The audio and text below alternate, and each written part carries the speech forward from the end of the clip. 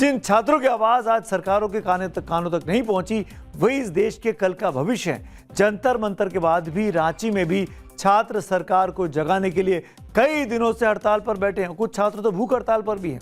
Jharkhand public service commission, Jharkhand short service commission भर्ती परीक्षाओं में कथित अनियमितताओं को लेकर 24 दिनों से छात्र अपनी आवाज बुलंद कर रहे हैं। लगातार चक्रव्यूह में हम आपको वहां की रिपोर्टिंग भी दिखा रहे हैं। सरकार और प्रदर्शन कर रहे छात्रों के बीच कई दौर की बातचीत हो चुकी है, लेकिन जेएसएससी सीजीएल परीक्षा रद्द करने और सीबीआई से जांच कराने वाली मांग पर पेच फंसा हुआ है। इस बीच राहुल गांधी ने अपनी सहयोगी झारखंड के मुख्यमंत्री हेमंत सोरेन को एक चिट्ठी लिखी है। राहुल गांधी ने लिखा है कि वो व्यक्तिगत रूप से प्रदर्शनकारियों से मिले, यानी मुख्यमंत्री से वो कह रहे हैं, और छात्रों की मांगों पर खुद गौर करें। राहुल गांधी ने कहा कि छात्र भर्ती परीक्षाओं में अनियमितताओं के खिलाफ शांतिपूर्ण प्रदर्शन कर रहे हैं और उनकी मांगे जायज हैं। झारखंड में हेमंत सोरेन के नेतृत्व में जेएमएम, कांग्रेस, लेफ्ट और आरजेडी की सरकार चल रही है।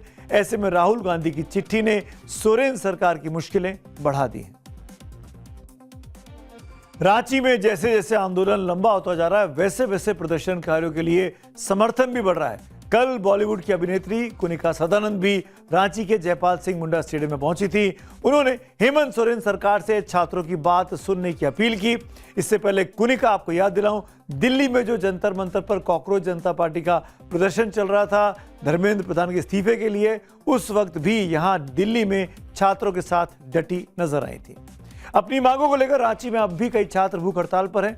आंदोलन का चेहरा देवेंद्र नाथ महतो इस समय रांची के सदर अस्पताल में भर्ती हैं, उनका इलाज चल रहा है। 15 अगस्त को महतो प्रदर्शनकारियों की तिरंगा यात्रा में शामिल होना चाहते थे, लेकिन पुलिस ने उनको रोक दिया था। महतो 2 अगस्त से आमरण अनशन पर हैं।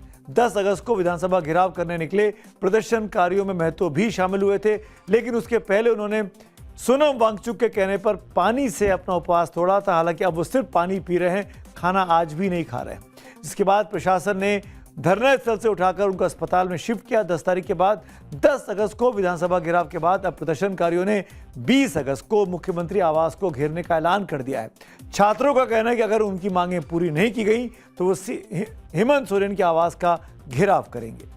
रांची में छात्रों का गुस्सा अभी शांत भी नहीं हुआ कि यूजीसी नेट परीक्षा में हुई एक और गड़बड़ी ने आग में घी डालने का काम कर दिया है। एनटीए ने तथ्यात्मक टाइपिंग, अनुवाद और व्याकरण की गलतियों का हवाला देकर 3 परीक्षाएं रद्द कर दी हैं, जिसकी कई हफ्तों से छात्र डिमांड कर रहे थे। अब इन 3 विषयों की परीक्षा दोबारा 9 और 10 सितंबर को होंगी। दोबारा परीक्षा के लिए छात्रों से कोई फीस नहीं ली जाएगी, इस बात का भी ऐलान किया गया। अब आप एक झलक देखिए कि यूजीसी नेट के पेपर में कैसी कैसी बेसिक गलतियां हुई थी। समाज शास्त्र के यूजीसी नेट पेपर को लीजिए। समाज शास्त्र के तमाम विद्वानों का नाम गलत इसमें लिखा हुआ है। रिट्स का नाम पुट्जर लिखा हुआ है, पार्सन्स को पार्सो लिखा गया है। हिंदी अनुवाद इतना खराब है कि मानो किसी नौसिखिए ने ट्रांसलेशन किया हो। व्याकरण और शब्दावली में भी तमाम अशुद्धियां इन पेपर्स में देखी गई हैं। शिक्षा मंत्री धर्मेंद्र प्रधान का इस्तीफा तक तो हो गया, लेकिन परीक्षाओं में गड़बड़ी का सिलसिला रुकने का नाम नहीं ले रहा है। पेपर लीक और धांधली केवल प्रशासनिक नाकामी नहीं है, बल्कि करोड़ों युवाओं की मेहनत, समय और भविष्य के साथ खिलवाड़ है। इसकी जवाबदेही तो तय होनी चाहिए। इस बाबत आज दिल्ली में एनएसयूआई के छात्रों ने प्रदर्शन भी किया था एनटीए के मुख्यालय पर। अब बात करते हैं आज की अगली स्टोरी। दिमागी नक्सल पर दंगल। देश की राजनीति में यह नया शब्द आया है, दिमागी नक्सल। शब्द छोटा है, लेकिन सियासी विवाद बहुत बड़ा बन चुका है। कॉकरोच जनता पार्टी की तरह ही दिमागी नक्सल जनता पार्टी भी अपने देश में बन गई है। रातों रात बनी इस नई पार्टी में 2 लाख से ज्यादा सोशल मीडिया पर इसके फॉलोअर्स भी हो गए हैं। 15 अगस्त को लाल किले की प्राचीर से प्रधानमंत्री मोदी ने दिमागी नक्सल जुमले का जिक्र किया था, लेकिन पीएम के बयान के बाद विपक्ष ने कैसे दिमागी नक्सल शब्द को अपने ढंग से परिभाषित किया और उसके बाद दिमागी नक्सल पर दंगल छिड़ा है। अब ये नजर उसी पर डालते हैं।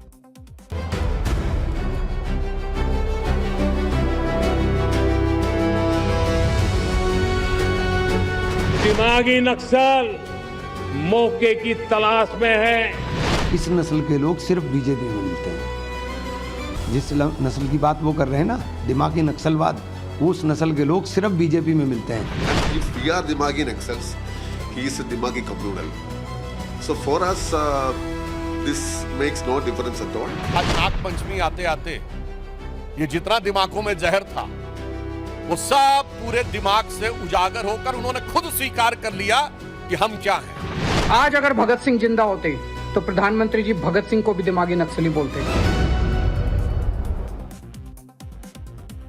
लाल किले की प्राचीर से पीएम मोदी ने नक्सलवाद के खिलाफ लड़ाई का जिक्र करते हुए कहा कि हथियारी नक्सलवाद की ताकत तो कमजोर हुई है, लेकिन दिमागी नक्सल अब भी मौके की तलाश में है। पहले प्रधानमंत्री मोदी की पूरी बात सुन लीजिए, फिर इस सियासी दंगल की और डिटेल में बात करते हैं।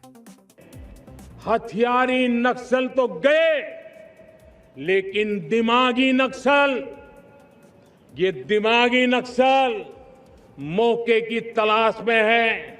हिंसा अराजकता के वो रास्ते खोज रहे हैं, समाज को गलत राह पर घसीटने के लिए भांति भांति के दांव कर रहे हैं। इन दिमागी नक्सलियों को पहचानना होगा, इन दिमागी नक्सलियों को आइसोलेट करना होगा और राष्ट्र को विकसित राष्ट्र बनाने की मुख्य धारा की ओर देश की युवा पीढ़ी को जोड़ना होगा। अब राजनीति का कमाल देखिए, प्रधानमंत्री जिसे आरोप बना रहे विपक्ष ने उससे तमगा बनाने के निश्चय कर लिया है और उसे अपने सीने पर सजाने के लिए विपक्षी नेताओं में तो अब होड़ लग गई है। सवाल उठ रहे हैं कि आखिर में ये दिमागी नक्सल हैं कौन। सबसे पहला जवाब आया यूपीए सरकार में देश के गृह मंत्री और वित्त मंत्री की अहम कुर्सी संभाल चुके कांग्रेस के सीनियर लीडर पी चिदम्बरम की तरफ से। उन्होंने सोशल मीडिया प्लेटफॉर्म एक्स पर लिखा, मुझे दिमागी नक्सल होने पर गर्व है। चिदम्बरम के इस एक पोस्ट के सामने आने के बाद पूरी बहस का रुख बदल गया। जिस शब्द से प्रधानमंत्री ने खतरे की ओर इशारा किया, उसी शब्द को विपक्ष ने पलटवार का हथियार बना दिया। चिदम्बरम यहीं पर नहीं रुके, इसके बाद उन्होंने लिखा कि दिमागी नक्सल भी अर्बन नक्सल, आंदोलनजीवी और टुकड़े टुकड़े गैंग जैसे पुराने राजनीतिक आरोपों का एक नया संस्करण है। जब दिमागी नक्सल पर सियासी दंगल छिड़ा हो तो अरविंद केजरीवाल कैसे पीछे रहते। उन्होंने भी आज कहा, हाँ मैं दिमागी नक्सल हूं। विपक्ष का पूरा कुनबा अब दिमागी नक्सल शब्द को विरोध का हथियार बनाकर पीएम मोदी को घेरने में जुट गया है। आज अगर भगत सिंह जिंदा होते तो प्रधानमंत्री जी भगत सिंह को भी दिमागी नक्सली बोलते। आज अगर बाबा साहब अंबेडकर जिंदा होते, जिन्होंने सबकी बराबरी के लिए लड़ाई लड़ी थी, तो बाबा साहब अंबेडकर को भी प्रधानमंत्री जी नहीं छोड़ते, उनको भी प्रधानमंत्री जी दिमागी नक्सली बोलते। मैं प्रधानमंत्री जी को कहना चाहता हूं कि मैं अरविंद केजरीवाल आपके हिसाब से दिमागी नक्सली हूं, क्योंकि मैं देशभक्त हूं और मुझे इस बात का गर्व है। प्रधानमंत्री जी जिस कंटेस्ट में इस्तेमाल कर रहे हैं ना, वो सारे परजीवी उनके अपने यहाँ पाए जाते हैं। जो सड़क पर दाढ़ी टोपी देखकर मारते हैं, जो सड़क के ऊपर जो जूता गांठने वाले को देख करके मारते हैं, जो सड़क पर चलते हुए किसी आदिवासी को देख करके मारते हैं, ये सारे परजीवी उन्हीं के यहाँ हैं।